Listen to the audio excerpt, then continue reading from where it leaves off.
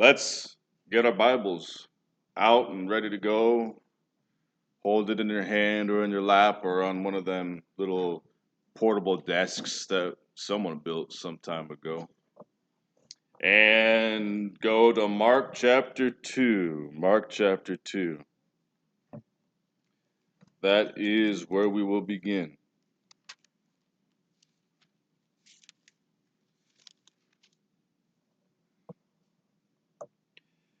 Mark chapter 2. We have one of the stories, a true story, of course, told by Mark. Another one of those interesting, rare occurrences where we have Mark, who was the most condensed of the synoptic gospels, as we call them, but giving just a little detail, a little push that the other authors did not give. And Jesus is still pretty early on in his ministry. He's up in the part of the country where he grew up, close to it anyway. And we're going to begin reading in verse 1. So, Mark chapter 2 and verse 1. It says, "And again he entered into Capernaum after some days. And it was noised that he was in the house." Now, I'm going to stop right there. You guys can talk like that if you want. You can say it was noised from now on. That's, man, it was noised in the news today. Anyway, verse 2. "And straightway many were gathered together, insomuch that there was no room to receive them, no, not so much as about the door. And he preached the word unto them. And they came unto him, bringing one sick of the palsy, which was brought by four. And when they could not come nigh unto him because of the press, they uncovered the roof where he was. And when they had broken it up, they let down the bed wherein the sick of the palsy lay. When Jesus saw their faith, he said unto the sick of the palsy, Son, thy sins be forgiven thee. But there were certain of the scribes sitting there and reasoning in their hearts, Why does this man speak such blasphemies? Who can forgive sins but God only? And immediately when Jesus perceived in his spirit that they so reasoned within themselves, he said unto them, Why reason you these things in your hearts? What is easier, to say to the sick of the palsy, Your sins be forgiven, or to say, Arise and take up your bed and walk? But that you may know that the Son of Man has power on earth to forgive sins. He said to the sick of the palsy, I say unto thee, Arise and take up your bed and go your way into your house. And immediately he arose, took up the bed, and went forth before them all, insomuch that they were all amazed and glorified God, saying, We never saw it on this fashion. Okay. All right, so one of Jesus' healings. Jesus was recorded as doing a lot of healing, lots and lots of healing. I think it was 2 Sunday nights ago, somewhere around there. We were taking a look at one of the times that Jesus was healing all night. It was recorded that the sun was setting and he was healing and healing and healing. And then the sun came up, and the way it's recorded is as if he was just healing people all night. And, that wears somebody out. That's a lot of work. And the scriptures also records there being this virtue that came out of him whenever he was healing people. And so he was still a human. And as he was healing people, sometimes, many of them, now you know that there must have been so many dialogues that we just don't have, because if they were all written, the whole world couldn't hold the books that would have to be recorded. But we are lucky enough and blessed enough to have some of these healings where Jesus actually shares the real deeper meaning behind this moment.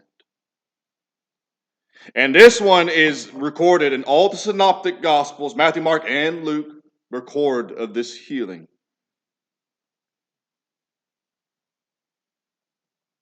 And so what we're going to do first off is notice the behavior and the attitude of the man himself, who was a paralytic or lame. And then, of course, his buddies who brought him up onto the roof. Now, we can see from the circumstance here that Jesus was in a house, and the house was able to at least hold a number of people. And then, of course, around the house, there was a crowd of people. And some of these people were there out of curiosity, I'm sure. Some of these people were here to be healed, I'm sure. Some of these people were here to really understand and hear truth. Some people were there because they were skeptical, and they wanted to know what was up with this Jesus of Nazareth. But it was crowded. And it was so crowded that the lame man was late. Can you imagine a lame man being late? He was late for the show. I don't know what took him so long to get there, but it was, everybody who could walk got there before he got there. I wonder why. I wonder what happened. He whipped out a cell phone and he called his four buddies. There was a group text, and he texted all four of them, right? Now he had to get his buddies who knew him. I don't know if they grew up together or what. We don't know those kinds of details, but there were four guys that had to carry him. And that's how he must have made it to the house.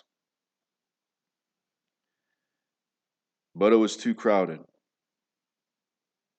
So let's read verse 8 to get the full detail here. Verse 4, it says, "And when they could not come nigh, or when they could not get close unto him because of the press, they gave up and said, let's come back another day." Right? Man, this is one of those moments where, man, you ought to be throwing stuff at me. It's a curse. It's a cursed thing to remove from the good word, right? Or to change things, twist things around. When they could not get too close or come nigh because of the press, they uncovered the roof where he was, and when they had broken it up. Now, this is one of the details that Mark actually records that the other Gospels don't record. The uncovering and the breaking thereof. I did a little bit of research, because there's not a whole lot of information about how houses were built, in these times. There's not that much. But there's a little bit of information, and the roof would have been one of those places where people, women would put dry the clothes up there, and do laundry, and there would be places to meet. It was just one of those things. It would be social things that would happen up there. So I wanted to point that all out, because the roofs in this period of time in this particular vicinity would have been weight-bearing roofs. It's actually a pretty powerful detail to keep in mind, because they had to do some work to get the hole in the roof. It wasn't like there was a weak spot. people would walk around on these roofs, and there, it was like a type of tar that they would use. I don't know what kind of tar, but a type of sealant to keep rain from getting in the house. And I'm not gonna lie, as I think about this, I wonder, man, they must have worked fast too, because that noise would have caused a ruckus, and they would have had to stop the meeting somehow. So his four buddies must have really worked hard to open up this roof. And I cannot help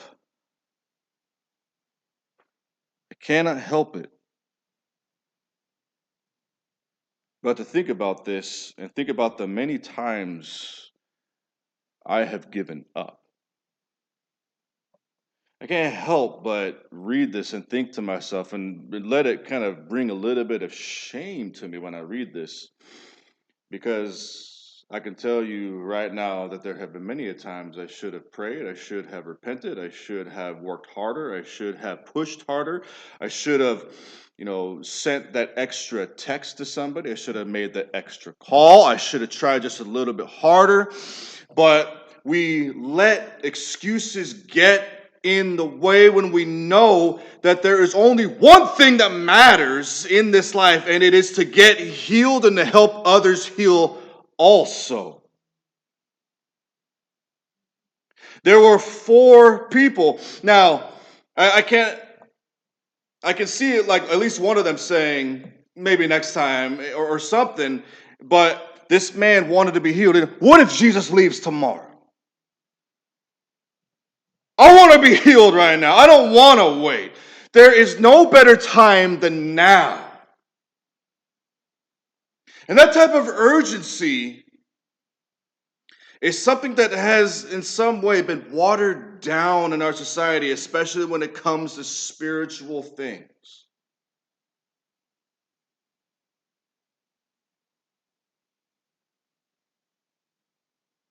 It's not easy. What they did wasn't easy. It was hard work.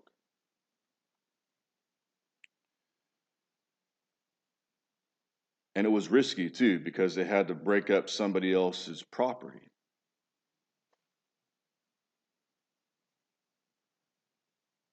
But they got it done. Satan's going to try to use obstacles and inconveniences to get in our way. I'm going to take you on over to the book of Acts real quick, just a few books over.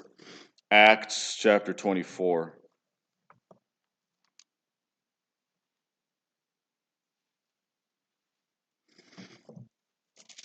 And just read about this occurrence where the Apostle Paul was talking to a man named Felix. He was a government official. And the Apostle Paul has been arrested already at this point, arrested by a Jewish influence, of course. Felix was just somebody who happened to happenstance be the guy to deal with the situation. And the Apostle Paul is given opportunity to have a conversation with him as Felix is questioning him. And I can tell you right now, I do believe that the majority of people in Paul's position would be doing whatever they could to get themselves out of jail. You know what I mean? To bring in their defense somehow and say, hey, I need to come up with a little. Do you know exactly what happened? Was this what the law says? And looking for nuances in the law to try to get him freed from his current captivity that he has been placed into. But this is what actually happens. So we're in Acts chapter 24 and verse 25, a very inconvenient situation for the Apostle Paul. But he says in verse 25, and as he reasoned of righteousness, temperance, and judgment to come, Felix trembled. So on one side of the coin, we have the Apostle Paul in a very inconvenient situation, placing spiritual matters and the salvation of a soul, one soul, Felix's soul, as the primary thing in his life at this moment. A man actually who does indeed have at least some pull and sway in the act of freeing Paul from his captivity. How much power he actually had, I don't really know for sure. But we know that he had the power to leave Paul in jail for 2 years, because that's what he does later on, just to please the Jews. So he's got some sway, some pull, doesn't he? That's not even what Paul focuses on. He focuses on getting this guy saved. Felix trembles as a result of Paul's preaching and answers. Go thy way for this time. When I have a convenient season, I will call for you.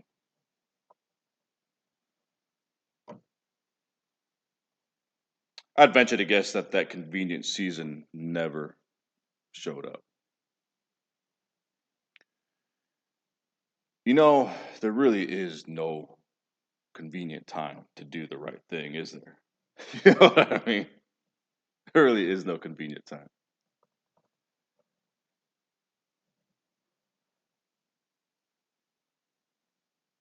It's almost always awkward to do the right thing. Now, Paul said to Timothy in 2 Timothy, I charge you in the name of God and all that, preach the word, be instant in season and out of season. So I guess if you were to have to quantify it, I guess there is an in season, you know, but it's like one day on the calendar year, you know. That's like the only convenient time. The rest of the time, it's a hassle. It's a hassle. The flesh doesn't want to do it. The flesh doesn't want to preach. The flesh doesn't want to teach. The flesh doesn't want to study. The flesh wants to watch TV. That's what the flesh wants to do. But the spirit indeed is willing, but the flesh is weak. That's exactly what happened when Jesus the Christ, the Son of God, happened to go off a little bit further to pray in the book of Matthew chapter 26, and he leaves Peter, James, and John, off, behind him a little bit. And while Jesus is sweating, as it were, drops of blood, you know what his boys were doing? Sleeping.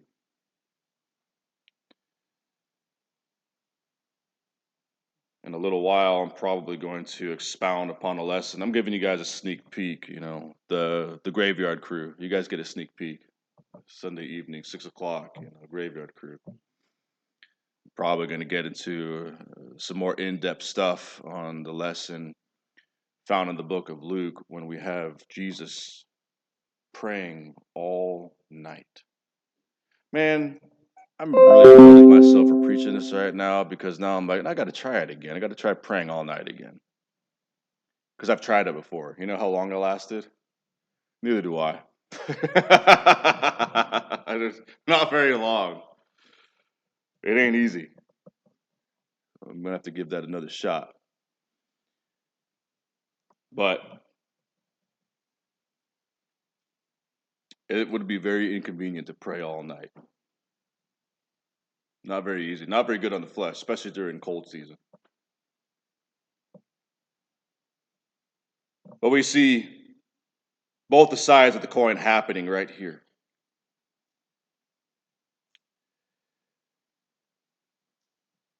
Going over now to 2 Corinthians chapter 6 with me.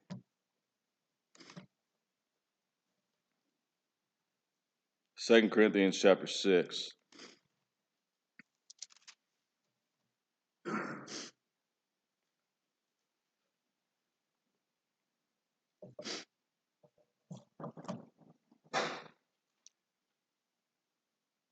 This is cool because Paul makes a statement here that fits very nicely with one of the points that I'm making.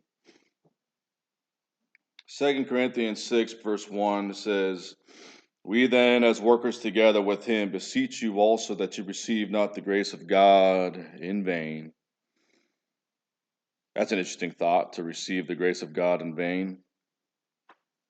But then he says in a parenthetical note on that subject, verse 2, for he says, and he's quoting the Old Testament here, I have heard thee in a time accepted, and in the day of salvation have I helped thee. Behold, now is the accepted time. Behold, now is the day of salvation. So, when is it appropriate for us to focus on salvation? Not tomorrow, right now, no matter how inconvenient it may be. I'm going to use a little bit of a secular example to just bring this to your mind, or make it come to life in a different sense. And I'm going to bring up a personal story of mine because, you could ask the question in many different capacities, like, when is it a good time to start getting healthier, to start eating better? 10 years ago. You know what I mean? That's when it's time, So, of course, but let's just go ahead and go along with what Paul said here. Now is the time. It doesn't matter if it's inconvenient. Right now, we have a little bit of a stock load of extra sugary stuff in the kitchen, and it makes it a lot more inconvenient because I tell you what, it is hard after the holiday season to start doing things right. But now is the time because you can't take your health for granted. It's one of those things that could cost a lot. Could cost a lot in many different ways. Time, money, experiences, energy, just the way you feel in so many different ways. But there's something even a little bit more touching to me that I want to bring to your mind. And it's, when is it time to make things right with someone you love? And I will go ahead and bring an actual example that Jesus gives, because if I were to tell you it's important to worship God, would anybody here deny that fact? It's important to worship God. It's important to offer God a gift. This is whether it be a gift of song, or the gift of praise, or the gift of prayer, or the gift of doing a good deed, whatever it is, it's always a good time. Is that not true? Well, then why did Jesus say in Matthew chapter 5, if you come to the altar with a gift and then remember that someone's got something against you, leave your gift at the altar, go and make things right with your brother, then come and offer your gift. So I want you to know and understand right now that it's very important to do things now. And here's one of the reasons why. You may not have a chance to do it. I am very glad because things were not right with my mom for a little while. You guys know how moms can be, and you know how sons can be. And I wasn't doing things right, and neither was my mom. We were both in the wrong. Somewhere along the way, I said, what am I doing? And I made things right, and it wasn't that long after that that I lost her. To this very day, whenever I talk to people about relationships, I say, swallow your pride. Swallow it. Don't be straighting on gnats and swallowing camels now, but swallow your pride. Because tomorrow may be too late. Now, when is it time to seek God? When is it time to start putting God first in everything? When is it time to finally make up the mind? You know what? I'm going to actually set a New Year's resolution to, whatsoever I do in word or deed, to do all in the name of the Lord. That's been on my mind a little bit. I think I've quoted it in the last couple of sermons recently, because it's like, that's for real. That means that you don't have room to speak anything in vain. The only thing that we can talk about is things that will somehow bring glory to God in heaven. Now is the acceptable time. Behold, now is the day of salvation, no matter how inconvenient it is. And if there's an obstacle in the way, get out the pitchfork and start tearing up that roof. Because that's what these people did. It's better to destroy the roof to make sure you get your shot than it is to just say, well, I guess we'll wait till another time. But let's go back to our text, Mark chapter 2.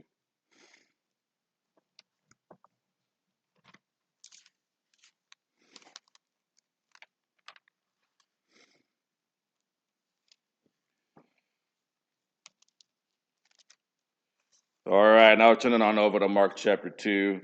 I'm a little bit disturbed right now because I'm realizing I'm going to have to try to pray all night again.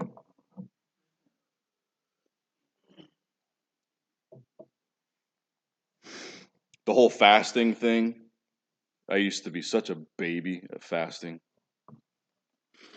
And now I'm okay at it. But Jesus did do it. And he recommended we do it. And I know a lot of people says, well, it's not really commanded.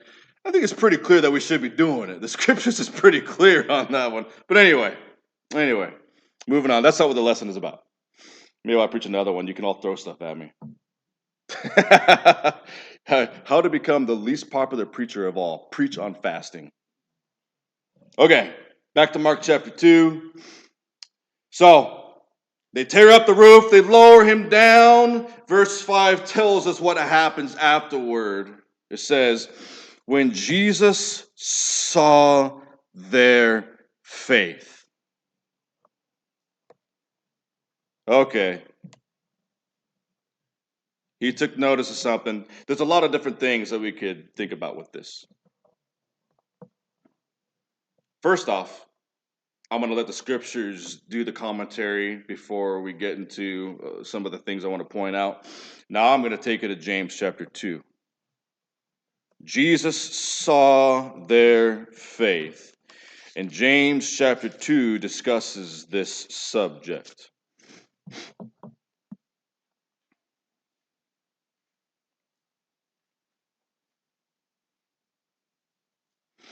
So, when you make your way on over to James chapter 2, you will find that second chapter and then go ahead and pinpoint verse 17. And when you pinpoint verse 17, read it with me. It says, even so, faith, if it has not works, is dead, being alone. Okay, so faith alone is dead. That's a pretty clear conclusion. Verse 18. Yea, a man may say, you have faith, and I have works.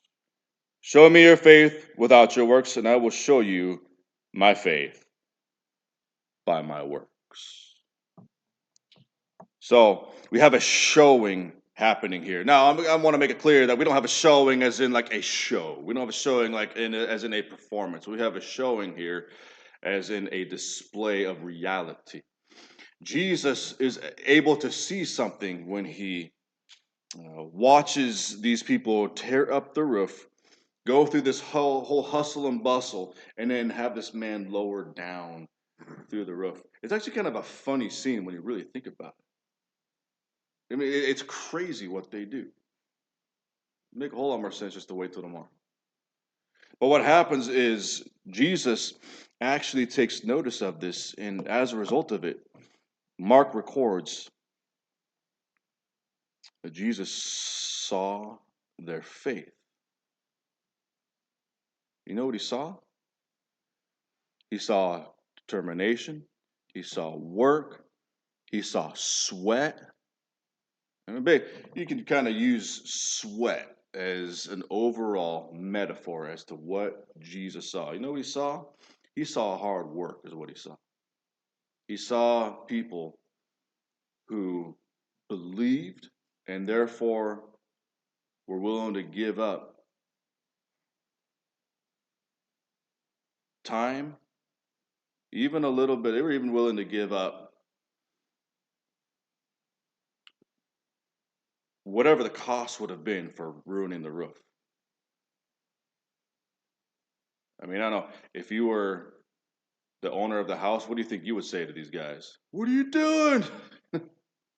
Who's going to pay for this, I sure hope it doesn't rain tonight.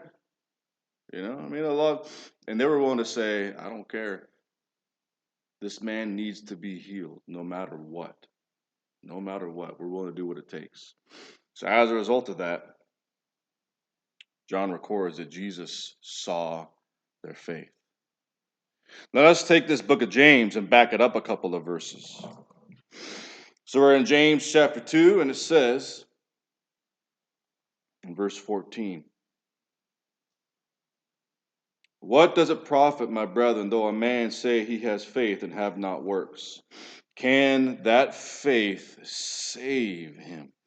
Now, I want to really answer this question. There's different kinds of faith. You know what I mean? There is this faith, the faith that is dead, the faith that's worthless.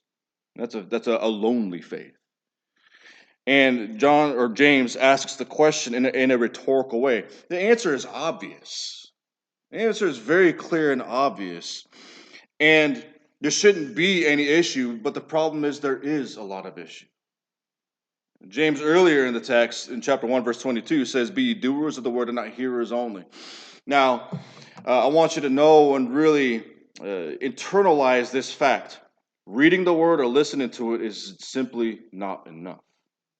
There must be change that takes place, and there must be action. And so that is made very clear here. But then he says in verse 15, so James 2:15 now, it says, "If a brother or sister is naked or destitute of daily food, and one of you say unto them, Depart in peace, be ye warmed and filled, notwithstanding you give them not those things which are needful to the body, what does it profit?"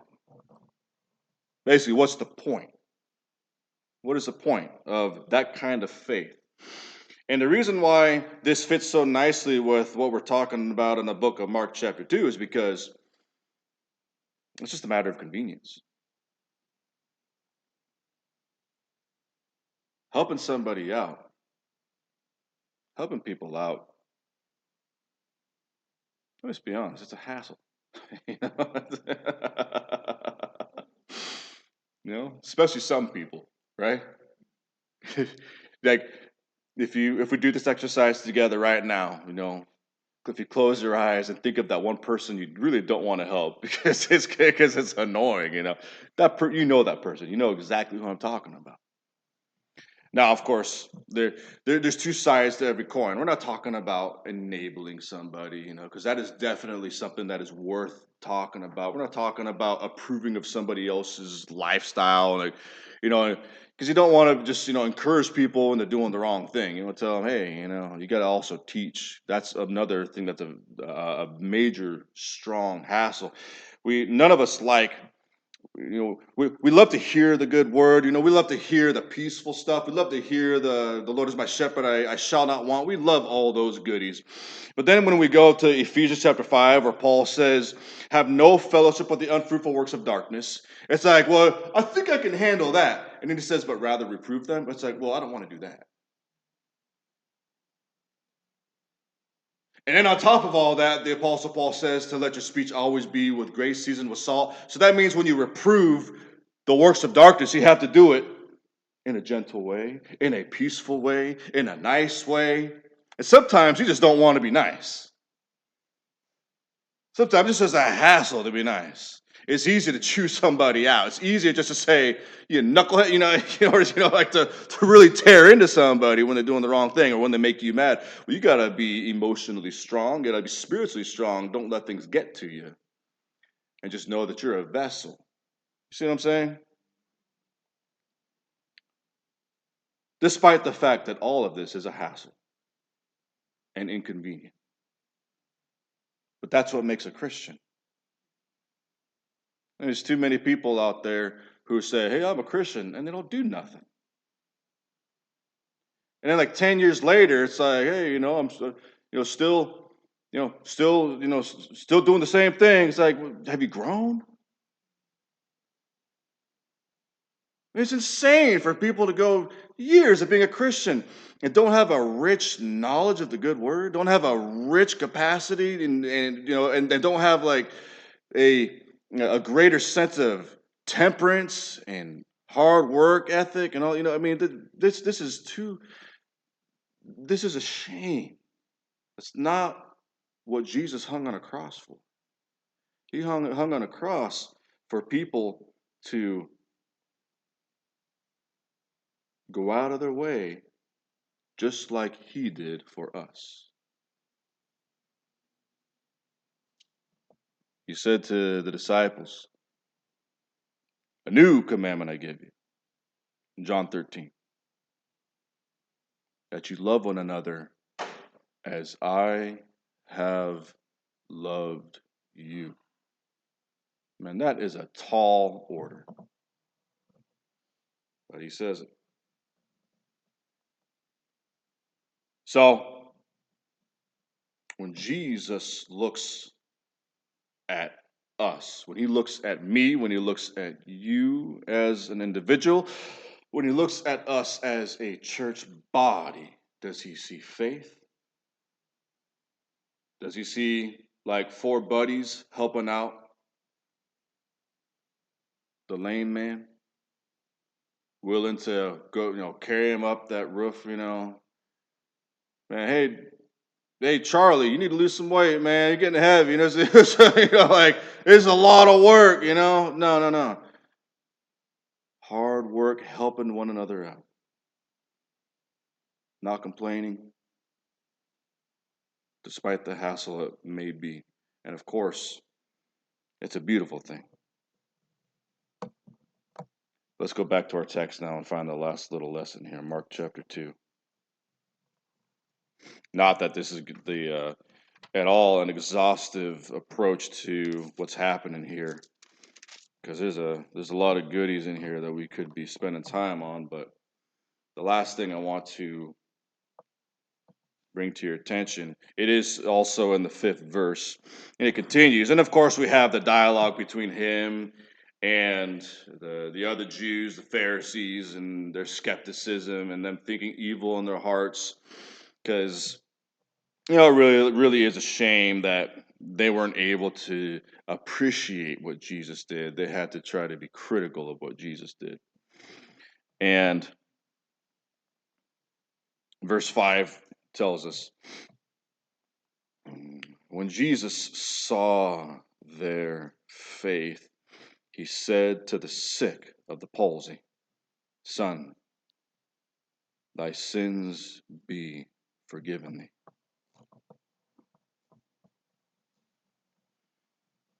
Really the last thing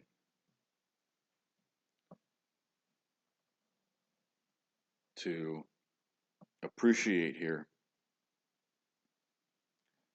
is the power of the Son of God.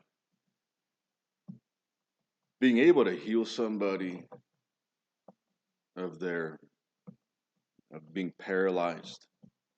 Man, what a sight to behold that would be, wouldn't it? How cool would that be? Wish I had that power, man. That'd be sweet. Walk up to somebody who's,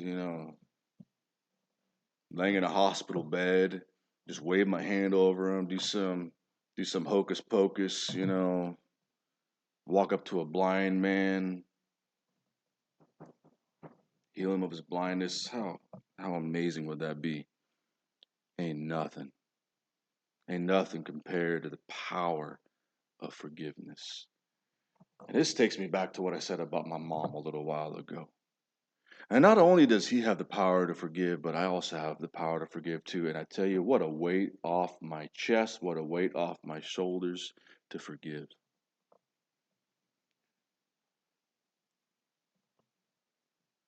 What a weight off of my shoulders that Jesus has the power to forgive.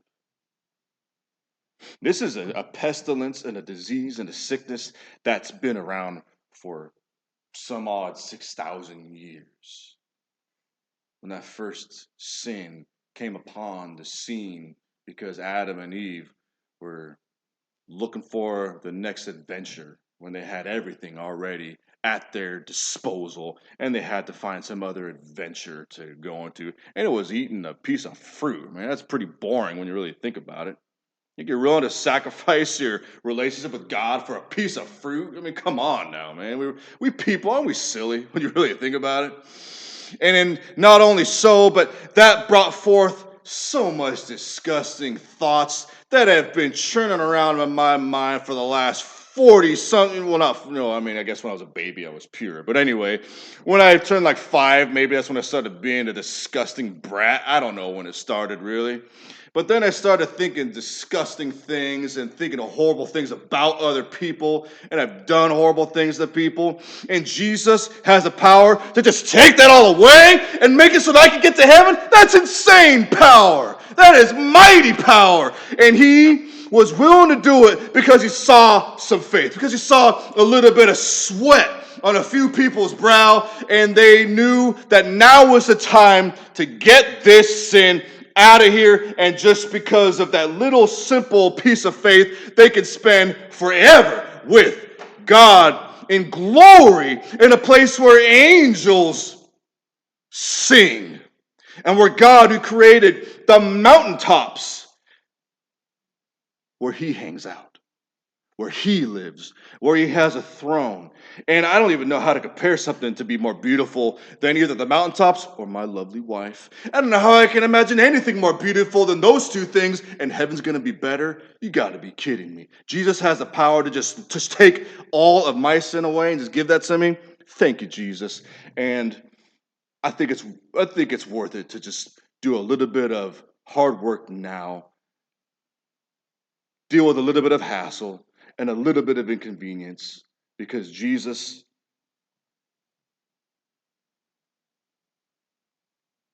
is willing to forgive if we're willing to repent. So, a couple of cool little things that I wanted to share with you out of this. And of course, even if it's inconvenient, even if the water's cold, even if it has a little bit of a chlorine smell to it right now too. I had to, still learning the chlorine thing. So you might have to, take a shower afterward. But you know what? If you haven't been baptized yet, now is the time while we stand and sing.